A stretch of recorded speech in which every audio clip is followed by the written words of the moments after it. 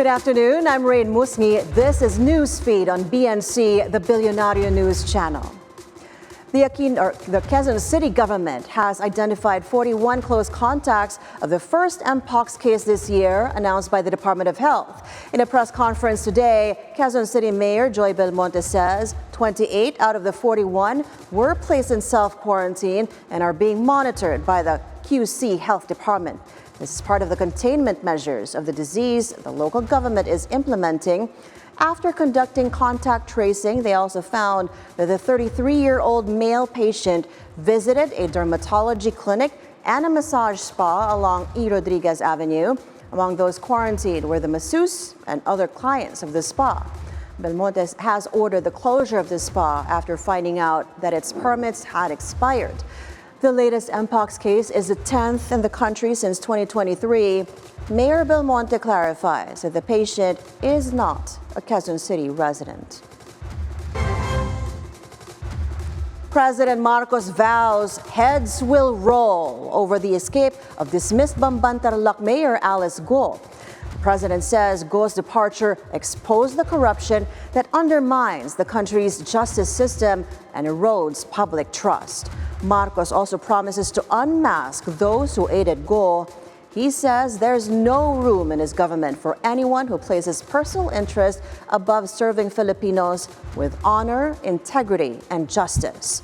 Senator Risa Ontiveros on Monday revealed Go left the country using Philippine travel documents despite facing a warrant of arrest from the Senate. Go is being investigated by the Senate for her alleged involvement in illegal activities connected to pogos. Earlier, the president ordered the DFA to cancel the passports of Go, her siblings Wesley and Sheila Go, and businesswoman Cassandra Ong. The palace says under Republic Act 11983, the Foreign Affairs Secretary may cancel a passport in the interest of national security.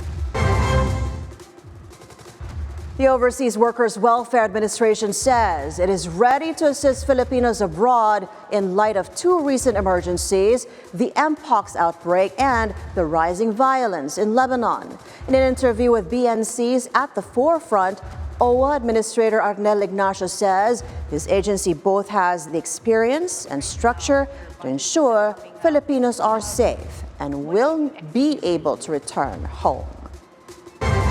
And pray that it will not rise to the level of a pandemic, no? Kasi although we can say that we have a lot of we have enough experience when it comes to handling levels ng pandemic.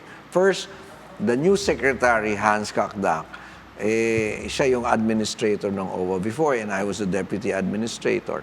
So we handled the whole pandemic. So throughout the period we were beset with COVID, kami yung nasa forefront yan. So experience-wise, I can say that we were already trained, no? How to handle repatriation, budgeting, addressing kahit na one-on-one problems.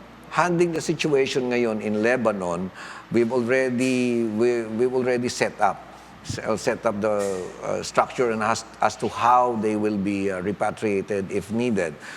As of now, we have about 738 requests for repatriation, pero nagbabago-bago eh. This is one thing unique in that area. Filipinos, in spite of all the news dito, kung ano yung nangyayari doon, hindi sila ganun kadali na mag-decide to come home. But if they do, we're ready to address their needs. The nation today commemorates former Senator Benigno Ninoy Aquino Jrs. 41st death anniversary. Aquino family members gathered at the tomb of the late senator at the Manila Memorial Park in Parañaque City and offered mass. In his homily, the presiding priest called on everyone to remember the victims of martial law, fight for human rights, and never to remain passive in times of tyranny. Meanwhile, supporters of the late senator also slated various activities in commemoration of his death. President Marcos moved the Ninoy Aquino holiday to August 23 for a longer weekend, as Monday, August 26, which is a National Heroes Day, is also a holiday.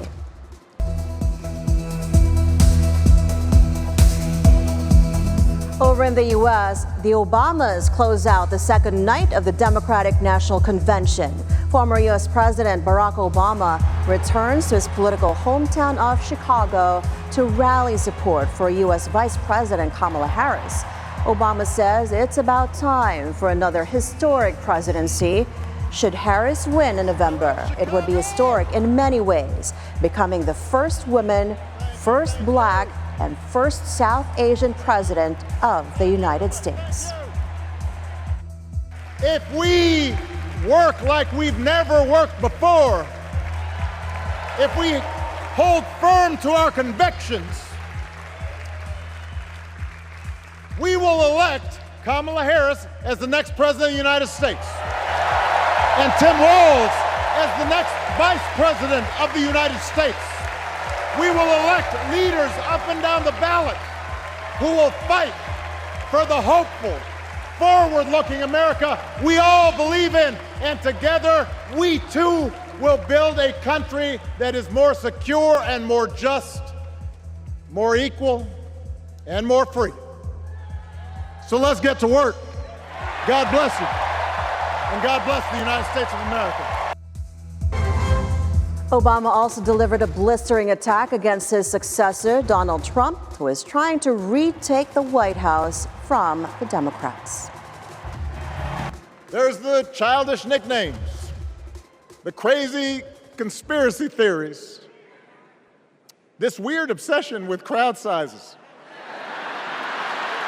We do not need 4 more years of bluster and bumbling and chaos. We have seen that movie before, and we all know that the sequel is usually worse.